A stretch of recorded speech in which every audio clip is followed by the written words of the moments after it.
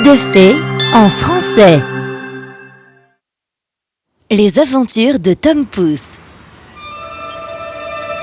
Il était une fois un géant qui se disputait avec un sorcier très gourmand à propos du partage d'un trésor. Après la dispute, le géant dit au sorcier d'un ton menaçant: « Je pourrais t'écraser sous mon pouce si je voulais. Maintenant, hors de ma vue !» Le sorcier s'en alla à la hâte, mais une fois atteinte une certaine distance de sécurité, il lança un sort pour se venger. Abracadabra! Ici et maintenant, je te jette un sort. Par mon pouvoir, le fils que ta femme va bientôt te donner ne grandira jamais plus haut que la hauteur de mon pouce. Ce bébé n'est absolument pas fait comme un géant. Chut! Peu importe, c'est notre bébé, aussi petit soit-il. Après la naissance de Tom, ses parents étaient souvent en difficulté. Ils n'arrivaient jamais à le trouver, car ils pouvaient à peine le voir. Où est-il allé? Chut! Parle doucement! Il se forçait à parler tout doucement, de peur de rendre sourd le petit garçon. Je suis là, papa! Tu n'arrives jamais à me voir. Désolé, mon fils. Tom préférait jouer avec les petites créatures du jardin plutôt qu'avec ses parents qui étaient si différents de lui. Hé, l'escargot! Comment ça va? Il chevauchait l'escargot et dansait avec les coccinelles. Il était si minuscule qu'il s'amusait dans le monde des petites choses. Mais un jour de malchance, il rendit visite à une amie grenouille. À peine avait-il atteint une feuille qu'un grand brochet l'avala.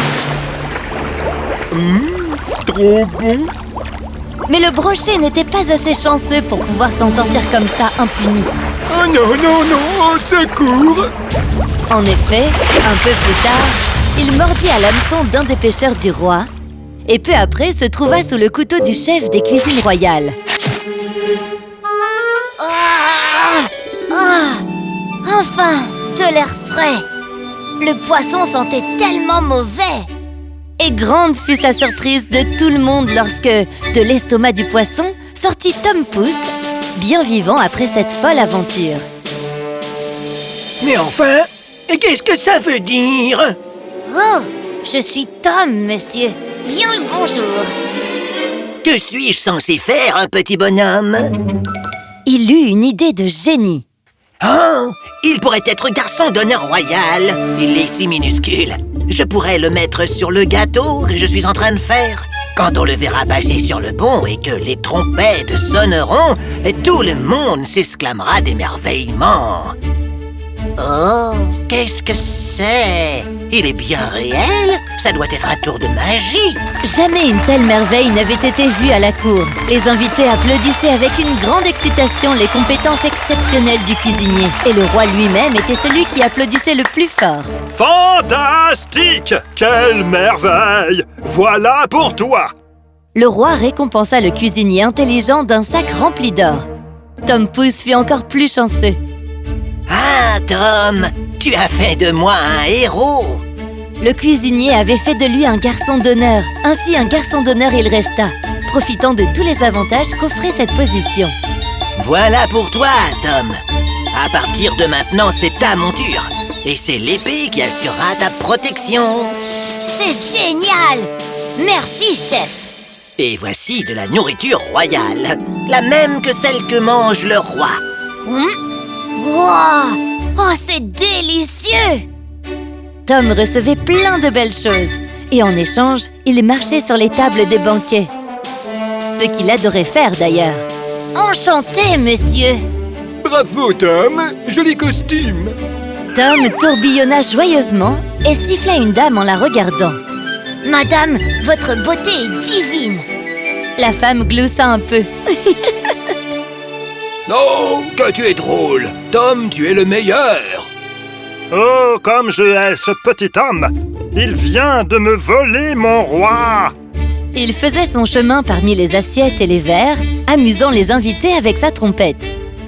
Ce que Tom Pouce ne savait pas, c'est qu'il s'était fait un ennemi. Le chat, qui, jusqu'à l'arrivée de Tom, avait été l'animal de compagnie du roi, mais n'était plus la star maintenant. Je ne t'épargnerai pas, Tom.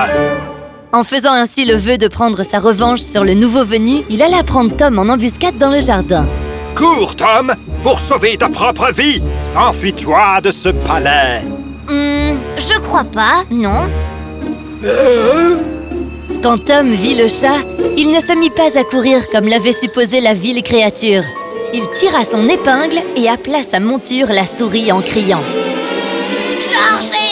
Chargez! Ah, mes pauvres petites fesses. Piqué par l'épée minuscule, le chat s'enfuit. Puisque la force brute ne semblait pas être le meilleur moyen de se venger, le chat décida d'utiliser la ruse. Tom a peut-être une épée, mais moi j'ai un bon cerveau. Je vais en finir avec lui grâce à mon intelligence. Faisant semblant de rentrer dans le roi, alors que celui-ci descendait des escaliers, le chat miaula doucement. Oh, petit chaton, fais attention à toi. Non, monseigneur, vous faites attention. Soyez sur vos gardes, car quelqu'un essaie de comploter contre vous. Que veux-tu dire? Faire attention à qui? Quel complot? Alors le chat lui raconta un vilain mensonge. Tom Pouce prévoit d'empoisonner votre nourriture avec de la ciguë. Je l'ai vu en cueillir les feuilles dans le jardin l'autre jour. Quoi? Oui, votre majesté. Je l'ai entendu prononcer ces mots-là. Je sais que le roi a déjà dû garder le lit avec un mal au ventre très douloureux, après avoir mangé trop de cerises. Oh, comme c'est méchant de la part de Tom. Je l'aimais vraiment beaucoup. Lui ne semble pas beaucoup vous aimer en retour, on dirait, votre majesté. Le roi craignait de se faire empoisonner. Alors, il envoya ses gardes pour arrêter Tom Pouce. Faites-le appeler immédiatement. Ah, il m'a eu avec son épée et maintenant il va devoir faire face à l'épée du roi. Votre Majesté, vous m'avez fait appeler? Oh, votre majesté, regardez! Le chat lui fournit une preuve de ce qu'il avait raconté, en tirant de dessous la souris une feuille de ciguë qu'il avait lui-même cachée. Ce n'est pas moi! Tu veux donc dire que tu ne prévoyais pas de mettre de la ciguë dans la nourriture du roi pour le rendre malade? Tom Pouce était si choqué qu'il en perdit ses mots pour pouvoir se défendre et démentir ce que le chat avait dit. Arrêtez-le sur le champ! Le roi, sans vouloir en entendre plus, l'avait fait jeter en prison. Et vu qu'il était vraiment minuscule, on l'enferma dans le cadran d'une pendule. Oh, quel calvaire! Les heures passèrent, puis les jours.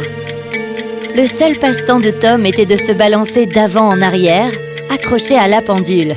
Un soir, il finit par attirer l'attention d'un gros papillon de nuit qui voltigeait en faisant le tour de la pièce. Oh, cher papillon, aide-moi à sortir de là! Tom Pouce criait en tapant sur la vitre.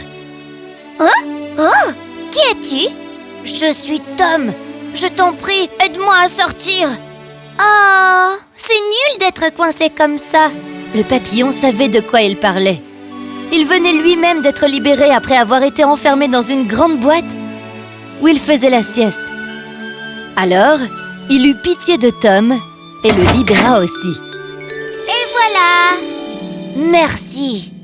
Alors, où vas-tu aller maintenant? Je ne sais pas, je n'ai nulle part où aller. Ne t'inquiète pas, je vais t'emmener au royaume des papillons où tout le monde est aussi minuscule que toi. Là-bas, on prendra soin de toi. Vraiment? Oh, merci beaucoup! Et c'est ce qu'il se passa en effet.